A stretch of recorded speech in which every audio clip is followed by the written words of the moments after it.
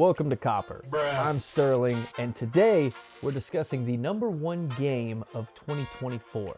And I acknowledge that's an interesting claim to make considering we're not even halfway through the year yet, and there's still some heavy hitters slotted to release, including arcs from Leader Games, which I am pumped for. But I don't think this game really has competition. It really stands alone and breaks my expectations of what a #1 game of the year should be. What game is that?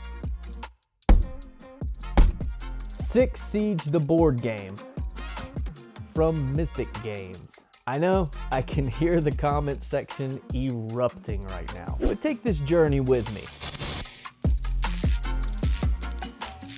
This is the board game implementation of the 2016 release of a Tom Clancy title, Rainbow Six Siege, which is an absolutely brilliant game that really sets itself apart from other first-person shooters in the genre, which kind of created its own subgenre in a lot of ways.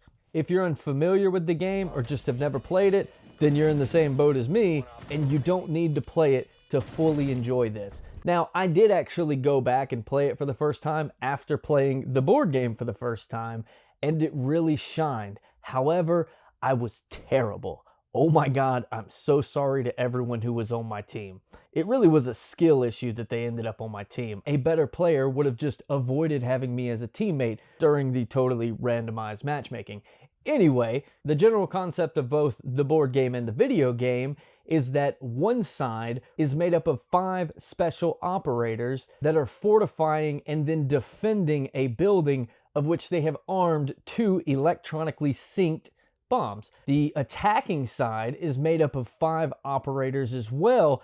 However, they are positioning around the building, infiltrating, and attempting to defuse at least one of the electronically synced bombs. All operators are incredibly asymmetric, and the strategy in not only building the team, but playing out the game is endless, like really endless. And of course, if either side eliminates the other side's operators entirely, then that side would win the game. The video game could not be more unique amongst its competition. It aims to create a realistic feeling close combat warfare. And one way it does that is by not giving operators a crazy health bar or a plasma shield like in Halo, and getting sprayed once by an enemy typically puts you down. And if you do manage to survive that first spray, almost certainly the second spray will put you down. It makes it feel much more tactical. Every decision weighs so much heavier than other games you've experienced like this, which also means it creates a very high learning curve, which of course leads to the biggest pitfall of the video game: undependable teammates. Why are you looking at me? This is where the board game outshines its predecessor, because it's only a 2-player game. Although technically it does have a 4-player mode, I just haven't had the opportunity to experience that yet, hoping to do so soon. But later on in the video, I will tag some brilliant content creators that do have experience in 4-player. So go check out their videos. But the 2-player version of the game, which is the main game, has 1 player controlling the 5 defending operators and 1 player controlling the 5 attacking operators. So you don't have to worry about a random operator completely throwing off your team's synergy. If that happens, that's literally on you. I'm tempted to call this game the most accurate board game implementation of a video game I've ever seen, but that would ignore the fact it kind of outdoes the video game. Peeling the theme away, this is a brilliant abstract strategy game about positioning and time management. Yes, I said time management. That means that there is a timer involved. They have a fantastic app that can be downloaded for free, or you can use a timer of your own. However, you can play the game without a timer, which I do recommend for your first game or two. But trust me, move on to playing with a timer as quickly as possible because it makes this game shine. One of my favorite mechanics of this game is the line of sight mechanic. So as you're playing the game and taking a shot at an opponent, you have to actually announce the line of sight as accurate as possible without using the rulers, as well as your opponent's cover modifier. And you basically just got to eyeball this. Your opponent then has the opportunity to challenge what you've called out. If they don't challenge, then the shot happens as stated. If they do challenge, then line of sight rulers are brought to the table and you check for the accuracy of both the shot and the defensive modifier. If either are actually incorrect, then the opponent who challenged will get to add 30 seconds to their timer or subtract 30 seconds from your timer. Of course, if it turns out that you were actually right in your determination of the line of sight and defensive modifier, then it is you that get to add or subtract time. That can really change the tide in an already tense exchanging of fire. Running low on time means you're more likely to abandon a careful strategy, which is brilliant because it really does imitate that experience from the video game where you really do just pop around that corner and shoot. Now, the game does utilize dice rolls. Where are you going? Come back. That may turn some people off, but even though a game could be 100% strategy or 100% luck, you really want somewhere in the middle. Leaning more strategy, of course, but there's something special about luck that you have agency in that creates that fun factor. And I promise you, even though there's randomness in this game, it's limited and you can almost always trace back to a few bad decisions you made if you find yourself on the wrong end of a well-executed attack. When I backed this game, I did so because I liked the idea of a first-person shooter implementation. However, this isn't so much a board game as it is a full-on tactical skirmish game, closer to Warhammer 40k than anything else on my Calyx. And I will never speak such heresy to say 6 Siege is better than 40k, but I will highlight the pros and cons of both so you can choose which is better for you. Now, 6 Siege at this time is likely not going to see another print run. Probably no more expansions. Pretty much everything that's out there is all that's ever going to be out there. I could be wrong. That's my opinion. Which means you're going to have to go to the secondhand market to get your hands on this. And yay! And even though you're going to end up paying secondhand market prices for this, it's probably still cheaper than buying into a set this large of Warhammer 40k. 6 Siege being so much more zoomed in on 5 operators each makes 6 Siege feel like a much closer, intimate combat versus 40k feeling like the epic sprawling war laid out on the table. The tactical style grid of 6 Siege also means that it's much easier to look at the board and quickly strategize, whereas 40k is much more abstract in movement and positioning, and this close combat that is so easy to digest visually does, in my opinion, make me feel like I really am one or all of these operators trying to move as stealthily and intelligently as possible, versus 40k feels like you're a general commanding an army. Both fantastic, I'm just telling you the differences. Much like 40k, 6 Siege is also very much a lifestyle game. That means if you've already got a lot of campaign games or skirmish games, war games, story games, legacy games, you get the point. You may not really have room in your collection, and this one may collect dust. For me, this game more or less has solidified the fact that I'm never going to put that Warhammer Ultimate starter set together, but I'm going to try. I'm really going to try. So let's dive into the core concept of 6 Siege, the board game. It starts with a setup phase, which for the attacking side is primarily just strategically positioning your operators outside of the building.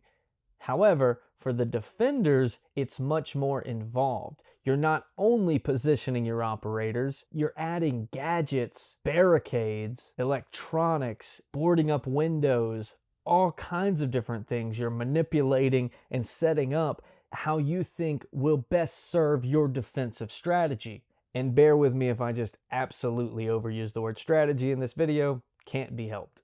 One interesting thing about the defender side is instead of deploying their minis to the board, they actually deploy these tokens. There is 2 tokens for each operator, which means an operator is in one of 2 of those spaces and only the defender knows, which adds a layer of hidden movement to the game and really ups the tension when the attackers are infiltrating. The attackers do, of course, have some tools at their disposal to try to counteract that, the main tool being the drone, which can be deployed ahead of an operator to scan a room and determine if any operators in that room are the defending operator or a decoy. There's 3 different types of status effects in this game, which each have a marker. The small red marker meaning located, which is when an operator is basically known by the opposing team. Maybe he was seen by an opposing operator or a camera or some other tool, meaning until the end of that round, he can actually be targeted through obstacles that normally would provide complete cover, such as shooting through light walls at that located operator. The second status marker is the yellow marker, meaning stunned. Any operator that receives the stun status marker can only roll 2 yellow dice anytime they fire, which is a fantastic way to deal with an opposing operator that would normally be a death wish to approach. And the final status marker, the most important, is the Overwatch status marker. The Overwatch status marker is a very interesting video game concept to bring to a board game, which is camping. Why did they bring camping into it? Oh my God, is it not fantastic? This mechanic truly elevates the game. In a nutshell, this basically means an operator is holding a position and focusing really heavily. So any opposing operator that walks in their line of sight, which is 100 degrees, anything they can see, so a pretty good line of sight here, will allow them to pop off a free shot during their opponent's turn. Let's talk about the time commitment. Now, as this is a lifestyle game, this is more something that you're just playing for the evening than a game that you play alongside other games. If you've got a friend coming over to play 6 Siege, you're most likely just playing 6 Siege. However, don't think that means that these games take a long time. Since the game does use a timer, it means your window for the game is much tighter than most board games. And to my publishers, you're telling me we could have been doing this the whole time? Yes, a typical game is normally 40 to 80 minutes. And the only reason you have that much range is for the inevitable few rules checks where you'll pause the timer, as well as some games finishing earlier than others because the attackers manage to defuse a bomb, which jumps the game to the last round. So let me back up. The game is 5 rounds and then 1 final round, so 6 rounds technically. And any round that ends with the attackers defusing a bomb and the defenders not rearming the bomb automatically means the next round is the final round. So whatever the outcome of that round is will determine the winner of the game. And I'd say 1 out of 3 or 4 of your games are going to play quicker for that exact reason. Also note that that 40 to 80 minutes is not including setup and takedown. Now, much like any other skirmish game, once you've set up the game, usually there's not a whole lot of setup between any additional games. But the initial setup is about 30 to 40 minutes, if not closer to an hour or so the first couple times you play, because you're going to be reading that rule book. You're going to be taking a lot more time with choosing your operators and just trying to figure out what all the different tokens mean and set them into the appropriate piles. Of course, the more you play, the quicker this gets. And takedown is not quite as long, but still a timely process. So just know that going in. I do love that the base game comes with a poster that actually shows you all of the operators available, except for the dual runner-up, which has the Dokkaebai Cat Girl, and am I really going to not buy the Dokkaebai Cat Girl? But it gives a nice little hint as to the strategic advantage of each operator. So on your first couple games, I recommend just going off of that until you get more familiar with each operator. There are some other add-ons that I didn't get, such as a 3D terrain pack, which really do look brilliant when painted, but let's be honest, I still haven't glued my Warhammer collection together. Am I really going to get around to painting these 3D objects? And a very large neoprene mat, which I genuinely think makes this game harder to table. I think that is the one item that I would recommend the least. Let me explain why. Because the neoprene mat has predetermined spots for all of the various items and tokens, which means you always need an exact size space to play this game. And this is a large game with a lot of components, which really needs to be custom fitted to whatever table you're playing on. So yeah, just don't get that item, right? Am I crazy? Tell me in the comments. Also, one thing I didn't get was the big white box, which is the storage box for everything. And anyone who's familiar with the storage box is probably going, what is this? This is actually the storage solution I chose, which I'm not going to open this way because everything would spill out. But this is a wargaming chest that works with pretty much any type of tactical skirmish. big dudes on a map type games, but the actual artwork on it, I put on myself. Actually ordered these big posters and cut them out and then glued one to each side. And actually they have different images. I'm pretty happy with this. I think this looks pretty cool. But I know you're wondering, is this really the #1 game of 2024? And I get your reservations. After the Mythic Games controversy of the crowdfunding campaign for this, as well as some other games of theirs, I was planning on just reselling this. At that point, I had had more time to look into the game, as well as the publisher, and determined that it's probably not a game for me. But to be sure, I did want to table it at least once. And when I did, color me stunned. This is a game I will love to play for many, many years, a decade plus even. This isn't so much a #1 game of a year, but a game that really should be discussed amongst the greatest games of the 2020s. So that's why, to me, it stands above anything else that could otherwise be deserving of that title. And that doesn't mean that this game is for everyone, but one thing that is great about Six Siege versus any other game that's pretty expensive that you may be wondering if it's right for you, there is actually a vibrant online community that plays Six Siege on Tabletop Simulator. The server is called Concilium Six Siege TBG, which I will of course link in the description of this video. It is a very friendly place. It's not the toxic community you expect from a video game like Six Siege. He lagged. And I'm there, as well as some other great content creators, and we're all down to play this game. Just tag me or them after you join. So 3 content creators I really do want to shine a light on if you think this is for you, or you already know you love the game, is 115 Gaming, Barrison R, and Board Games Unlocked. And I will, of course, tag all 3 of those content creators in the description as well. Check them out. Fantastic content, from actual gameplay to reviews to actual meta of the game, breaking down the various operators. The game designer Carlos Gomez has a really interesting story too. With only one other game I can find published, called Coreball, this seems to be his biggest game to date, and certainly his magnum opus. Hopefully not of all time. Hopefully he does find a way to outdo this, but I'm telling you, he has set the bar high for himself. Now, even though there's only 2 games I really know of that this designer has made, he does seem to have decades of experience with game design. He's just never had much published, but he does seem to love 40K, miniature gaming, and board games. And it appears he always wanted to find that culmination of the two. And to me, oh boy, did he. And now that we've talked about a phenomenal game, a brilliant designer, it's time to address the elephant in the room. Mythic Games, the publisher of Six Siege. Now, other channels have done deep dives on the controversy, and if you're unaware, in a nutshell, they more or less told all the backers that they had to pay for the game and the shipping all over again, or else they were not going to get a copy, with almost no option of refunds. They do technically have a refund process. You jump in a line, but it's my understanding it literally takes years before they'll process that refund, if they ever process it. So to me, if it takes you more than a year to issue a requested refund, I'm not even giving you credit for that. Mythic really made some very poor choices that the community should hold them accountable for. In my opinion, what happened is they had this brilliant idea for this amazing game and bringing in a fantastic IP, and it was perfect. Oh my God. But what they wanted to make was not the $80, $90 game that they priced on Kickstarter. And if they really wanted to deliver a $80, $90 game to their backers, then they really should have dialed back a few of their production choices in this game.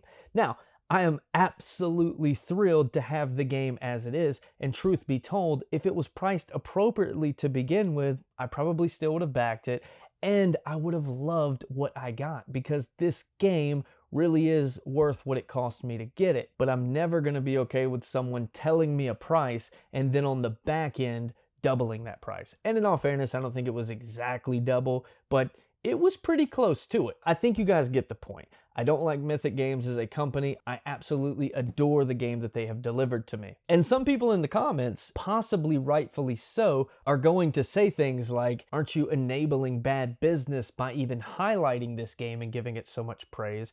And you know what? You might be right. But I do want to say that this game is so spectacular that it's kind of worth that risk, at least in my opinion. I reserve the right to be wrong. And if you really are that concerned, the Concilium Discord community is a great place where you can play every part of this game and never let a penny get to Mythic Games. It is an independent community. They are not affiliated with Mythic Games. They're fantastic people. You can really play the game and stick it to Mythic at the same time. And to avoid ending on such a sour note, I want to remind everyone that we're doing a giveaway for Reiner Knizia's Modern Art, the Dice Tree Edition. This is the Korean publisher that went so far over the top with their production value, which they did appropriately price for the market, which is now out of print and can really get up there on the secondhand market. So join the Cardboard Hunter Discord for details about the giveaway. I will of course link the Discord in the description of the video, and take a shot at winning one of these. This one of course being my personal copy, which is going nowhere. Thank you, and until next time, keep hunting that cardboard. Oh, you want a spoiler? I wonder what we're recording next. That's a lot of racing games, isn't it?